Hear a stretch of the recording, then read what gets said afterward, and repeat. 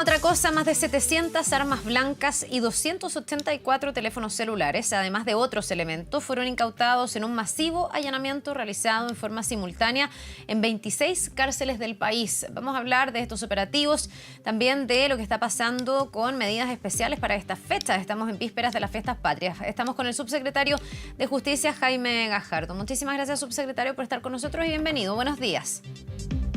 Muy buenos días, muchas gracias a ustedes por la invitación a conversar con ustedes en el programa. Entiendo que estos allanamientos masivos que se hicieron en esta oportunidad en 26 cárceles tienen que ver con un plan de este tipo, ¿no? Se están haciendo estos allanamientos cada cierto tiempo en los recintos penitenciarios y descubren, bueno, esto, lo que ya habíamos conversado hace poquito, subsecretario. Hay armas, hay celulares, hay drogas en algunas y hay licor en otras. Bueno, efectivamente, tal como tú dices, para poder mantener establecimientos penitenciarios seguros se requiere un trabajo constante, permanente. Y en ese sentido, nosotros en junio del año pasado iniciamos un proceso de allanamientos masivos nacionales en todo el territorio nacional, en una gran cantidad de establecimientos penitenciarios. El que se realizó el día de ayer es el 12º operativo de lo que va de este año. Se realizó en 26 establecimientos penales, lo que abarca una población de personas privadas de libertad de aproximadamente 5.000 personas privadas de libertad, y esto lo venimos haciendo de manera constante, permanente, porque precisamente el trabajo de la seguridad penitenciaria es de todos los días, es un trabajo diario, y estos allanamientos que se hacen por la Unidad de Servicios Especiales de Gendarmería tienen las características de que son sorpresivos, de que nos permiten intervenir estas unidades penales con funcionarios que vienen de otro servicio, que es un servicio especializado. En este trabajaron más de 1.800 funcionarios y funcionarias a lo largo del país para realizar esta operación en todo el territorio nacional, lo que obviamente es un gran despliegue, y los funcionarios y funcionarias lo hicieron con un gran profesionalismo y nos permitió incautar una cantidad importante de elementos prohibidos, que son los que tú señalabas, en el fondo más de 700 armas blancas, 280 teléfonos celulares, una gran cantidad de sustancias ilícitas como droga, y forma parte de este conjunto de medidas que estamos tomando para tener establecimientos penitenciarios seguros que puedan contribuir con las necesidades que se requieren para tener reinserción social, y puedan contribuir también para la seguridad de los funcionarios y funcionarias, la seguridad de los internos, y por cierto que no se cometan a través de estos artefactos delitos hacia el exterior de los establecimientos penitenciarios. Subsecretario, esto se requisa, bueno, se constata la existencia de todos estos elementos dentro de las cárceles y después se sanciona a alguien. ¿Se sabe de quién son esos celulares? ¿Hay una sanción para esas personas? ¿Se sabe quién los metió dentro de la cárcel? ¿Quién colaboró para que eso exista? Porque nada de esto debiese estar adentro de una cárcel, ¿no?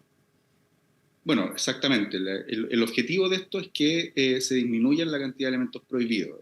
Nosotros tenemos 81 establecimientos penales, más de 50.000 personas privadas de libertad, y dada la magnitud, este tipo de elementos ingresan a los establecimientos penitenciarios, y lo importante es que nosotros los logremos incautar y sancionemos a las personas que están involucradas. Desde noviembre del año pasado, el ingreso de teléfonos celulares y elementos prohibidos al interior de los establecimientos penitenciarios es un delito. Como se hizo una modificación legal al Código Penal, en particular al artículo 304 bis del Código Penal, con esa modificación nosotros hemos podido iniciar más de 300 causas criminales en contra de las personas que han ingresado elementos prohibidos a los establecimientos penitenciarios, en contra de, por ejemplo, visitas, en contra de, lamentablemente, abogados y abogadas que han ingresado teléfonos celulares a los establecimientos penitenciarios, y hemos tenido que hacer las denuncias respectivas al Ministerio Público e iniciar procedimientos penales para sancionar a estos abogados inescrupulosos, pero además también para que no sigan ejerciendo su profesión. En contra de funcionarios y funcionarias de Gendarmería, lamentablemente, que también cometen actos de corrupción que hoy por hoy son catalogados como un delito. Entonces, estos allanamientos nos permiten mantener el control de los establecimientos penitenciarios, nos permiten también sancionar a los internos que tienen estos elementos prohibidos en su interior, nos permiten abrir procesos penales en contra de las personas que están cometiendo estos delitos, todo esto con el objeto de mantener un control exhaustivo, un control lo más férreo posible de los establecimientos penitenciarios. Ya, ahora parece que esto no basta, porque vemos que todavía está, o sea, si fuera tan disuasivo el que vaya a hacer un delito o el que se vaya a perseguir a quienes permiten que ingresen, no sé, los celulares, que es lo que a uno más le preocupa, porque sabemos que con los celulares se puede delinquir desde dentro de la cárcel, significa que algo está fallando o faltando, subsecretario, al momento de controlar quién entra, quién sale, qué es lo que lleva a cada persona que entra, porque de alguna manera llegaron esos celulares a estar dentro de la cárcel, ¿no? No, de todas maneras, esta es una de las herramientas que estamos utilizando para enfrentar estos fenómenos. Otra herramienta que hemos utilizado es tecnologizar nuestros establecimientos penitenciarios. Cuando nosotros asumimos existían solo 8 establecimientos penitenciarios con body scan en sus ingresos que nos permiten detectar de mejor manera si están ingresando o no elementos prohibidos al interior de los establecimientos penitenciarios.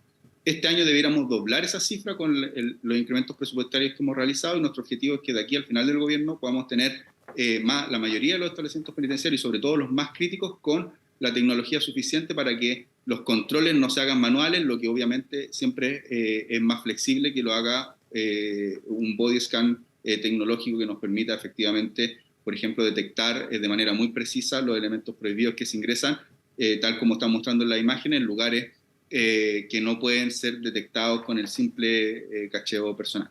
Entonces, esa es otra herramienta que estamos implementando y que estamos trabajando fuertemente y que, por cierto, estamos haciendo los esfuerzos presupuestarios. Una tercera tiene que ver con la inhibición de la telefonía celular.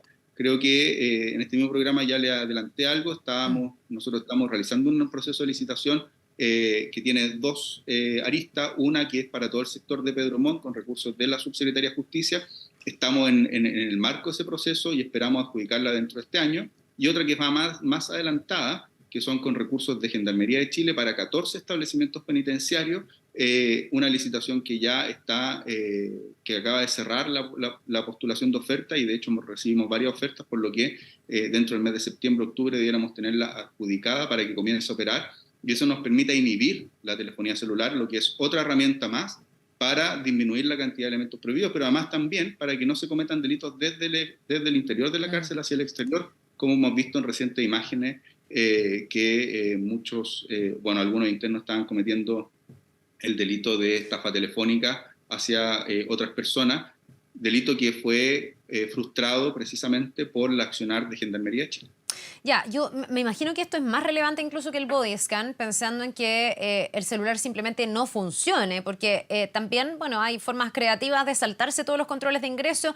Ayer o antes de ayer me tocaba dar una noticia de un paquete que se había arrojado que tenía un arma dentro y que venía incluso con el mensaje para el reo que tenía que recibirlo dentro de la cárcel. Y así hemos visto varias otras veces que se lanzan cosas, a veces adentro de pelotas, hemos visto distintos como mecanismos. Entonces, ahí el body scan finalmente no funciona. El inhibidor pareciera ser más importante, ¿no? Que los celulares, aunque lo tengan, no sirva. Por cierto, el inhibidor va a ser clave, va a ser muy importante. Yo le he nombrado algunos, pero también tenemos un trabajo operativo con el Ministerio del Interior, con las policías en particular, que nos permite tener mayor control de lo que pasa al exterior de los establecimientos penitenciarios. Y ahí hemos constituido un equipo tarea para trabajar en 6 establecimientos penitenciarios, añadimos después, hace un poco, 2 establecimientos penitenciarios más, porque todo lo que ocurre en el exterior de los establecimientos penitenciarios no es competencia de Gendarmería de Chile. La Gendarmería no puede actuar en el exterior. Entonces necesitamos el apoyo de las policías, en particular de Carabineros de Chile, para hacer el control perimetral y evitar que nos lancen elementos prohibidos al interior de los establecimientos penitenciarios. Y ahí hemos desarrollado un buen trabajo de coordinación con Carabineros que nos permite precisamente evitar esas situaciones y en el caso que se realicen nosotros poder estar preparados para interceptarlo. Y así hemos podido interceptar, por ejemplo, los elementos prohibidos que se lanzaron hace una semana en el complejo penitenciario de los Andes. Logramos también en el trabajo de coordinación con Carabineros de Chile desbaratar la posibilidad o el intento de fuga que se iba a cometer en el complejo penitenciario de Calama y actuar adecuadamente para trasladar a esas personas peligrosas que se iban que tenían el intento de fuga a distintos establecimientos penitenciarios y colocarlo en módulos de alta seguridad para tenerlos debidamente segregados. Es decir, el trabajo de la seguridad penitenciaria es un trabajo constante, permanente, que tiene que estar también permanentemente innovando porque las personas que cometen delitos y las bandas criminales y las bandas de crimen organizado están también permanentemente perfeccionando su accionar y ahí el trabajo con Carabineros, con el Ministerio Público, y también tenemos un trabajo muy coordinado de investigación criminal de las bandas criminales que existen al interior de los establecimientos penitenciarios, es clave para mantener el control de los establecimientos penitenciarios y tener establecimientos penitenciarios seguros. Y como le digo, esto es algo permanente del día a día. Subsecretario, una pregunta súper como básica. Las piezas, los dormitorios donde están los reos no se revisan permanentemente. Yo veo las imágenes y veo unas armas que son súper grandes. Muchas de estas hechizas, algunas se harán dentro de la misma cárcel, otras las internará alguien. Estamos hablando de licor que me imagino que debe estar contenido en botellas o en envases que no sé si son tan fáciles de esconder en un lugar como una cárcel. ¿Esas revisiones no se hacen a diario? ¿Por qué es necesario hacer estos grandes allanamientos en simultáneo o no en las distintas cárceles? Efectivamente, se hacen allanamientos permanentes por el personal de la misma unidad penal y ¿Ya? se logran adoptar un conjunto de elementos prohibidos. Sin embargo, siempre es bueno, y eso es lo que nosotros hemos incorporado a estos allanamientos, y eso nos ha permitido encontrar más elementos prohibidos, que lo haga una unidad distinta a las que trabajan en la misma unidad penal, ¿ya? Y por eso viene la unidad de servicios especiales e interviene en las cárceles a lo largo del país. Lo hace de forma aleatoria. Nosotros, como les decía, tenemos 81 establecimientos penitenciarios, y los allanamientos más grandes que hemos hecho es de aproximadamente 50 establecimientos penitenciarios. El que se hizo esta semana es de 26 establecimientos penitenciarios. Entonces, son procesos escalonados de control de los elementos prohibidos. Claro, lo Hay que uno pasa, que hace perdón que, permanentemente los mismos funcionarios, claro, pero, lo que pasa es pero que, perdón que me quede con esto, pero en el caso de los funcionarios que están ahí, en el fondo custodiando, aquí hay, no sé, se me ocurren distintas razones por las que no requisan esto o no lo encuentran, o están demasiado bien escondidos y en el fondo buscan y no encuentran, o no buscan tanto porque pueden tener una sobrecarga de otro trabajo o porque hay cierto desinterés, o básicamente se le permite al reo tener este tipo de cosas. Nosotros hemos tenido algunas veces aquí, recuerdo en el matinal, relatos de reos que dicen que también dentro de las cárceles se produce como hasta transacciones, negociaciones, que todo esto se convierte en parte como de la jerarquía que se va generando dentro de las cárceles, incluso muchas veces con gendarmes que participan de esto. Y eso me imagino que no puede suceder. Eso en el fondo es que un gendarme se deja corromper, pero esa situación existe.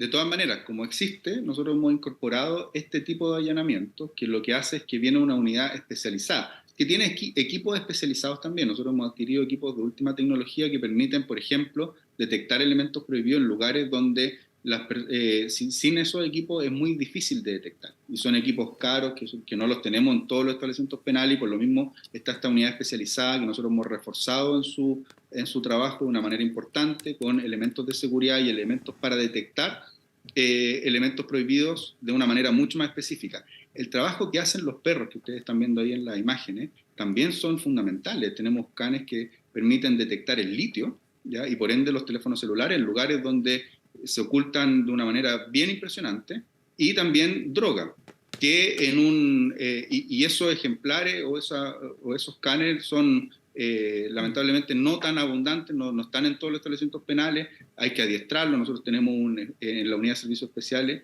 tenemos una unidad de adiestramiento canino que precisamente nos permite hacer estas intervenciones y trabajar de una manera mucho más especializada. Pero además también está lo que usted señala, que en el fondo son estos lamentables hechos que probablemente de corrupción, que por lo mismo nosotros tenemos que intervenir estos establecimientos penales para ver que esté todo funcionando adecuadamente, y en los casos en que no está funcionando adecuadamente, tomar las decisiones administrativas para sancionar a aquellos funcionarios que se han desviado de sus obligaciones. Ya, subsecretario, lo quiero llevar a otro tema que tiene que ver con la cárcel de Angol, que se ha convertido en algo bien importante en el último tiempo, después de lo que fue este secuestro o en el fondo toma de, no sé si de rehén, cuál es la calificación, de gendarmes justamente en ese centro penal el pasado 7 de mayo. Había una huelga de hambre que estaban protagonizando algunos reos que duró más de 100 días, entiendo, pero que entendemos se logró desactivar. Ahora, hay versiones bien encontradas respecto de cómo se logra desactivar. Hay algunos que dicen que esto es fruto de las negociaciones, que los propios reos tomaron conciencia de que mientras no pusiera la huelga no iban a recuperar beneficios. Otros, desde la oposición y fuentes extraoficiales también de Gendarmería, dicen que aquí se negoció y se llegó a un acuerdo con quienes estaban en huelga de hambre, lo que ha sido fuertemente cuestionado por algunos grupos políticos, digamos, por decir que el Estado, las autoridades no pueden ceder ante este tipo de medidas de presión. ¿Cuál es la versión oficial de ustedes desde el gobierno?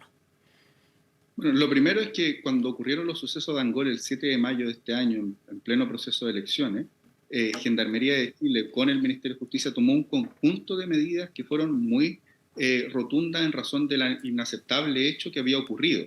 Es decir, que se tomaran secuestrados a 3 gendarmes o que pudieran haber sido retenidos por parte de los internos que estaban en el módulo F de la cárcel de Angol. ¿Qué medidas se tomaron? En particular, primero, fueron rescatados por la Unidad de Servicios Especiales que tiene asentamiento en la ciudad de Angol. En segundo lugar, se allanó el módulo y se encontraron un conjunto de elementos prohibidos que no correspondía que estuvieran en ese módulo. En tercer lugar, se trasladaron a las personas involucradas en estos hechos a establecimientos penales de otras regiones y de la misma región en módulos de alta seguridad. En cuarto lugar, Gendarmería interpuso no solo las denuncias por el delito que se había cometido, sino que también las querellas criminales para que se investigara si efectivamente existió o no un secuestro a estos gendarmes. Es decir, Gendarmería en conjunto con el Ministerio tomaron medidas robustas, medidas que se ameritaban en razón de los hechos graves que habían ocurrido y medidas que no se habían tomado en otros casos en los que hubieran sucedido cuestiones de este tipo. Entonces, eso es lo primero. Las personas del módulo F y de otros establecimientos penales estaban en huelga de hambre antes de los sucesos. Antes de eso.